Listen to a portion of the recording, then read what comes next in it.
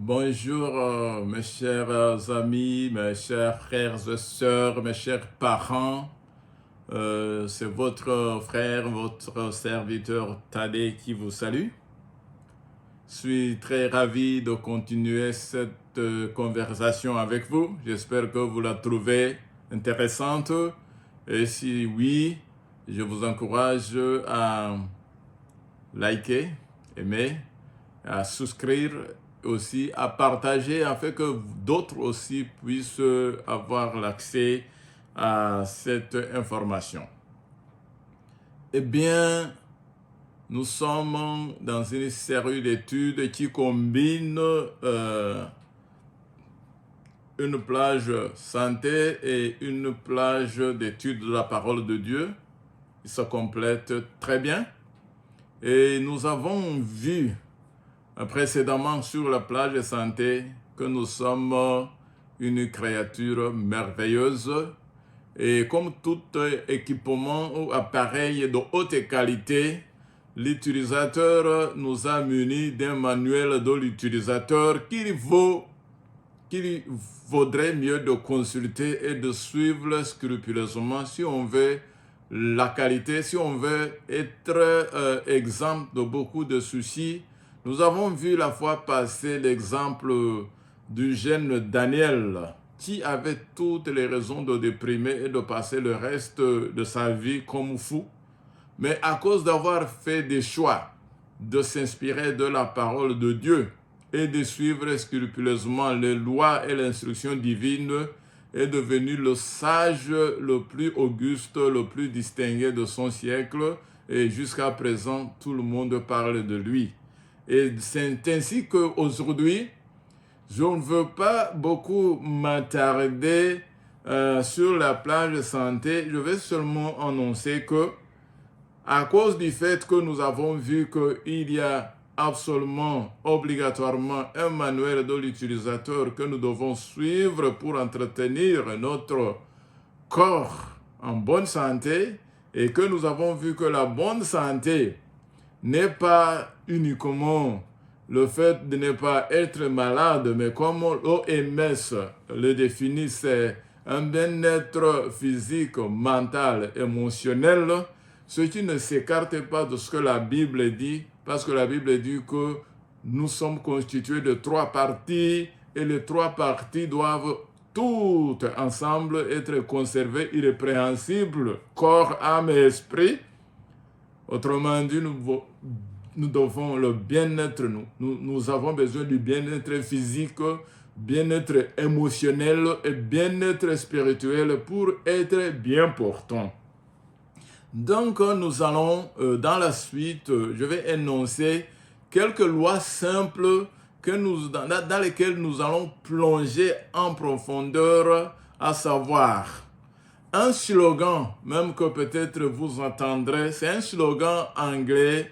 Excusez-moi, quand j'emprunte les termes anglais, ce n'est pas peut-être ce que j'ai fait beaucoup aussi d'écoles anglophones et que je me retrouve facilement dans ces slogans. Et le slogan que nous allons suivre et étudier bientôt, c'est le slogan New Start, qu'on peut appeler nouveau départ, et bien qui est constitué par 8 lettres.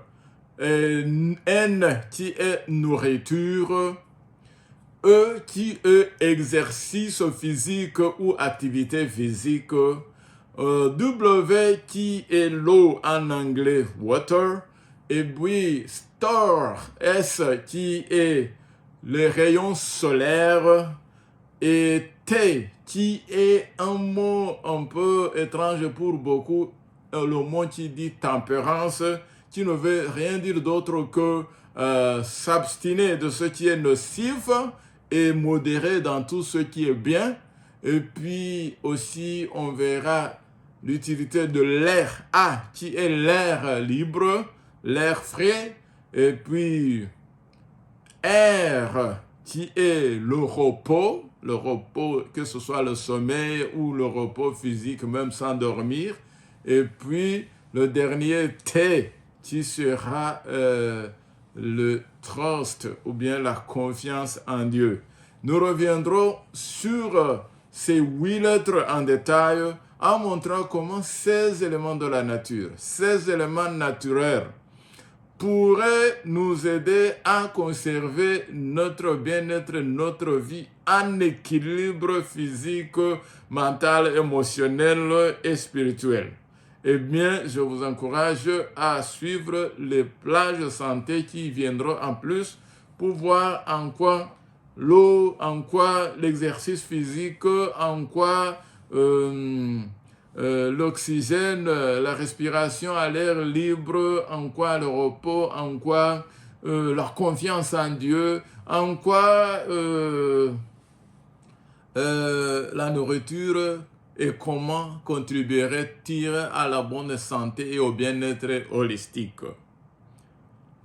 Fermons la page santé et basculons à la page spirituelle. Et avant ça, nous allons, comme d'habitude, incliner nos têtes et prier. Notre Dieu, notre Père, nous te louons, nous te remercions de ta bonté, de ta miséricorde. Au moment où nous allons, Seigneur, partager ta parole, je te prie de travailler, de parler à travers moi, par moi et pour moi, et de t'adresser à tes enfants pour les amener à te connaître, t'aimer et te servir. Au nom de Jésus, nous prions. Amen. Mes chers amis, chers frères et sœurs, nous poursuivons la série Le Sarment et le Cep. Je rappelle que c'est une illustration retirée ou bien empruntée dans le livre, dans l'évangile selon Jean, chapitre 15, du 1er au 8e verset. Eh bien, aujourd'hui, nous arrivons à la 3e présentation sur le sous-titre de demeurer et dépendance, et nous allons aborder les 3 mots accepter, donner et prendre. Accepter, donner et prendre.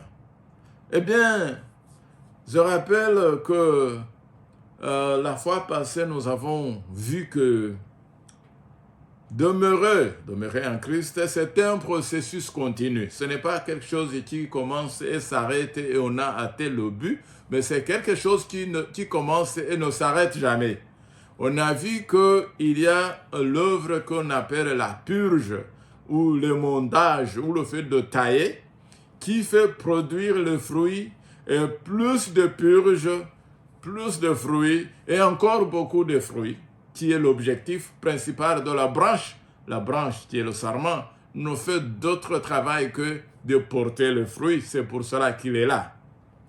Eh bien, nous avons vu que ce symbolisme est rendu possible par le fait de recevoir l'onction et accepter l'instruction du Saint-Esprit. Et nous avons vu que cela exige de demeurer constamment en Christ. Et c'est en demeurant constamment en lui qu'on peut porter du fruit, car sans lui, nous ne pouvons rien faire. Eh bien, nous poursuivons la lecture que nous avons commencée dans le petit livre « Le meilleur chemin » à la page 69. Et aussi, nous citerons les paroles de Paul qui dit « Comme vous avez reçu Christ, marchez ainsi. Demeurer en lui n'est rien de plus que de le recevoir réellement. » Donc, tout comme vous avez accepté Christ initialement, demeurez en lui. C'est le fait de l'accepter constamment et continuellement. Et lorsque nous avons accepté Christ tout au début, notre moi a simplement été, du moins au meilleur de notre connaissance, notre moi a été mis de côté. Et nous avons accepté la pleine personne de Christ au point qu'il s'est révélé à nous. Maintenant, Le problème, c'est que lorsque nous avançons, et Christ va se révéler davantage. Il va solliciter que notre moi, notre égoïsme, notre orgueil, tout ce que nous nous identifions avec soit de plus en plus mis de côté. Et notre vie sera de plus en plus sollicitée quand nous sommes censés être capables de demeurer en lui et de nous conformer à son modèle. Et c'est exactement ce que le sarment, la branche est fait. Le sarment, quand vous voyez la branche ressemble aux tiges, à l'arbre. En quelque sorte, bien sûr, le tige est plus costaud, plus gros, plus musculé, mais la feuille, non, la branche aussi, elle porte les feuilles. Et ces feuilles, vous savez, ceux qui ont fait un peu de biologie, il y a un processus chimique qu'on appelle la photosynthèse qui se produit dans la feuille quand la feuille reçoit les rayons solaires. Et la feuille reçoit les sève de la branche, du tige et ça rencontre à travers la branche dans la feuille et une transformation se fait encore dans l'effort, dans le travail de faire produire du fruit. Eh bien, l'auteur maintenant de Meilleur chemin continue en citant Paul en disant, ainsi donc, comme vous avez reçu le Seigneur Jésus-Christ, marchez en lui. Et vous savez que quelque part, plusieurs fois dans la Bible, au moins il est répété 3 fois que le juste vivra par la foi. Donc, vous vous êtes donné à Dieu pour être tout entier à lui et pour le servir et pour l'obéir. Et vous avez accepté le Christ comme votre sauveur. Et je crois que tous ceux qui m'écoutent, tous ceux qui prêtent l'attention ont accepté ces paroles et c'est un fait dans votre vie. Maintenant, vous ne pouvez pas expier vos péchés. Vous ne pouvez pas changer votre cœur. Mais en vous donnant à Dieu, vous croyez qu'il fait tout cela pour vous à cause de Christ. N'est-ce pas? Eh bien, quand vous croyez ceci maintenant, il n'y a aucun doute à son sujet. Et dans votre esprit, c'est par la foi que vous êtes parvenu, que vous vous êtes donné à Christ, que vous avez grandi en lui. Et en donnant et en recevant, c'est en faisant quoi? C'est en donnant et en recevant. Eh bien, cela, c'est ça que fait la branche. Oui, le serment il prend la sève du cep. Il prend aussi les rayons du soleil de la même source, c'est Dieu qui donne. Et puis il prend constamment. Et qu'est-ce que maintenant il fait? Il les donne et les reçoit. Remarquez maintenant, vous devez tout donner. Votre cœur, votre volonté, votre service. Vous donnez à lui pour obéir et se soumettre à toutes ses exigences.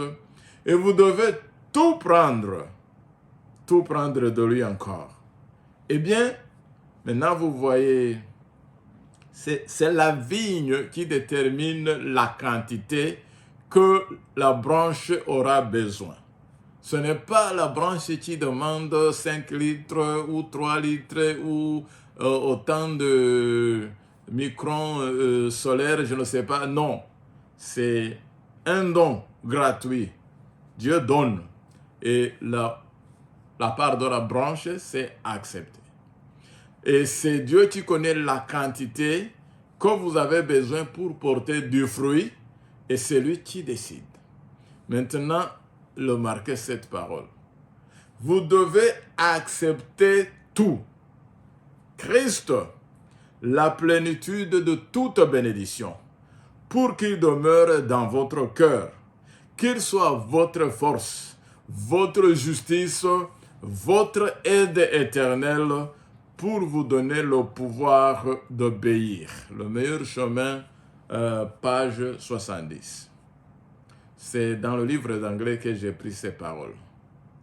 Donc, si nous demeurons, nous devons marcher comme il a marché, mais aussi nous ne devons pas marcher par nos propres forces. Non, c'est marcher par sa force, car il demeure en nous et nous donne le pouvoir de marcher comme lui-même a marché. C'est donc accepter, et en acceptant, tout est fait en nous. Ce que nous donnons, c'est soumettre notre volonté. Ce n'est pas quelque chose que nous pouvons faire par notre effort. Demeurer est sans conteste l'état le plus difficile de la vie chrétienne maintenant. Il n'est pas difficile de donner sa vie à Christ. Nous le faisons tout naturellement, vous le savez, beaucoup d'entre nous, nous avons accepté. Mais il est difficile, même s'il est très facile d'accepter le Christ, demeurer à lui devient difficile. Vous allez me demander comment. Parce que vous savez que accepter Christ, c'est en fait un acte intellectuel. Vous pensez, vous écoutez, vous entendez, eh bien, vous acceptez. Et quand vous acceptez, et maintenant, il faut continuer à vous abandonner à lui et à accepter un processus mental qui continue en vous. Mais il y a un aspect profond que le fait de demeurer exige. Et cet aspect, c'est l'aspect de patienter. Je vais vous montrer une illustration. Si vous partez quelque part avec quelqu'un, disons ceux qui sont mariés, votre épouse, et elle rentre dans un magasin et vous restez dehors, vous l'attendez et elle va acheter quelque chose. Vous connaissez comment nos épouses sont très méticuleuses dans les choix. Et vous vous attendez 15 minutes, 30 minutes, 45, 1 heure, mais pourquoi elle ne vient pas? Et on commence à se plaindre, on commence à perdre la patience, on commence à penser, mais comment elle dure autant de temps? Et puis les épouses aussi, c'est comme ça. Ils nous critiquent, nous les hommes, de prendre du temps à nous raser, de prendre du temps à bavarder avec nos amis, pourquoi ils traînent là-bas. Donc, vous voyez, le fait de manquer de patience fait que demeurer en Christ devient difficile. Attendre le Seigneur, laisser quelque chose reposer entre ses mains est aussi très très difficile. Pourquoi? Bon, je vais passer rapidement à l'illustration d'Abraham.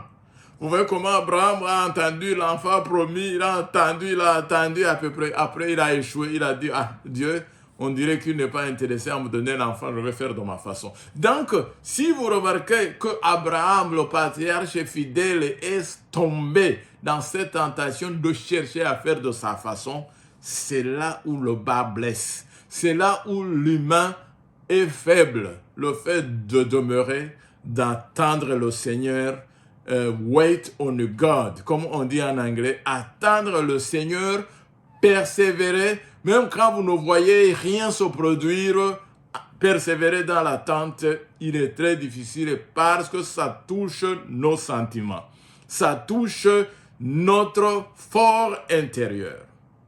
Donc, mes chers amis, mes frères et sœurs, si nous réagissons ainsi, si nous manquons de patience envers nos semblables, envers nos proches, nous manquons aussi de patience envers notre Dieu. Et c'est là qui rend difficile le fait de demeurer en Dieu et d'attendre.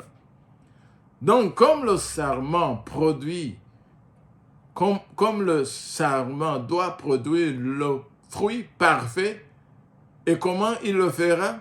C'est en attendant seulement ce que le cep va donner. Demeurer et laisser le cep faire son travail. Oh, c'est absolument difficile à comprendre pour nous. Si nous demeurons et laissons Dieu faire le travail, alors il est bien. Et il le fera très bien. Et nous devenons seulement les canaux par lesquels la sève s'écoule et par lesquels le fruit se produit. Vous savez, Dieu sait que c'est difficile et nous gâchons tout.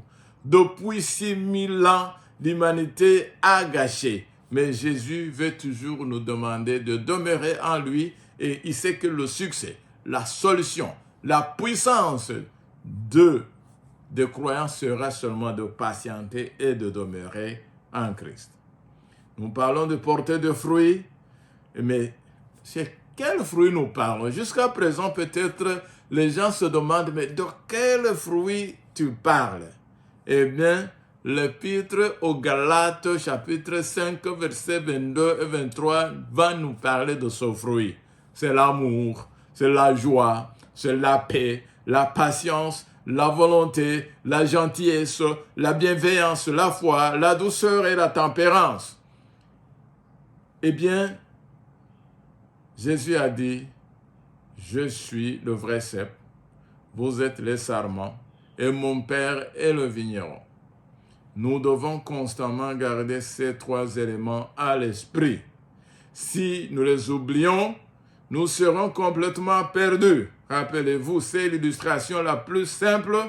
Vous ne pouvez trouver l'illustration plus simple que celle du sarment et du cep. Et Jean 15,6 nous dit, si quelqu'un ne demeure pas en moi, il est jeté dehors, comme le sarment, et il sèche. On le ramasse, on le jette au feu, et il brûle. C'est la séparation malheureuse. Le sarment qui ne demeure pas est bon à brûler. Il est sans valeur, totalement et complètement inutile.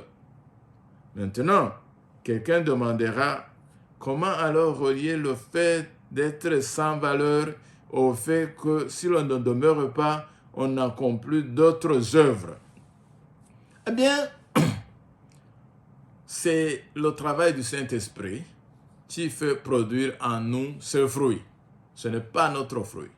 Et ce qui est naturel de nous, ce n'est pas de produire des fruits. C'est de chercher à faire quelques œuvres. Et malheureusement, Satan le sait. Et comme Satan le sait, il va venir même nous tripatouiller dans notre être, provoquer et faire des suggestions et des propositions. Nous venons juste de voir l'exemple d'Abraham, qui est le patriarche de la foi. Il n'y a pas quelqu'un qui a eu autant de grande foi qu'Abraham.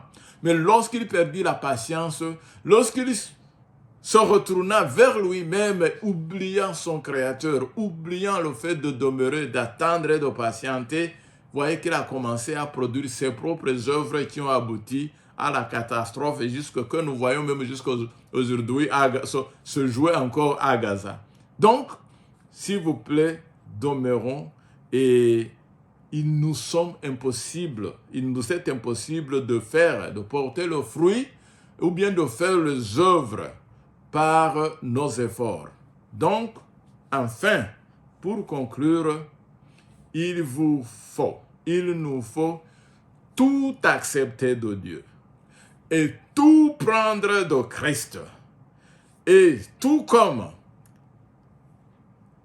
Christ a tout donné, et nous devons aussi tout donner. Donner notre cœur, donner notre volonté, donner notre service et donner tout pour obéir aux exigences divines. Nous devons marcher par sa force car il demeure et nous devons aussi demeurer en lui et marcher. Il nous donne le fait de marcher comme il a marché si nous demeurons en lui. Enfin, il faut laisser le Christ faire en nous, car c'est lui qui produit le fruit. Et son fruit, ce n'est pas ce que nous voulons émettre ou bien faire observer, mais c'est le fruit que lui-même fait faire observer, et c'est le fruit doux, c'est l'amour, c'est la joie, c'est la paix, c'est la patience, c'est la bonté, la gentillesse, la bienveillance, la douceur, la foi et la tempérance, les choses merveilleuses qui viennent de Dieu. Et si on ne se soumet pas à Christ pour produire ce fruit, on reste à la merci de Satan pour produire les œuvres contraires aux œuvres ou bien aux fruits de l'esprit. Donc, je vais exprimer une prière, un vœu.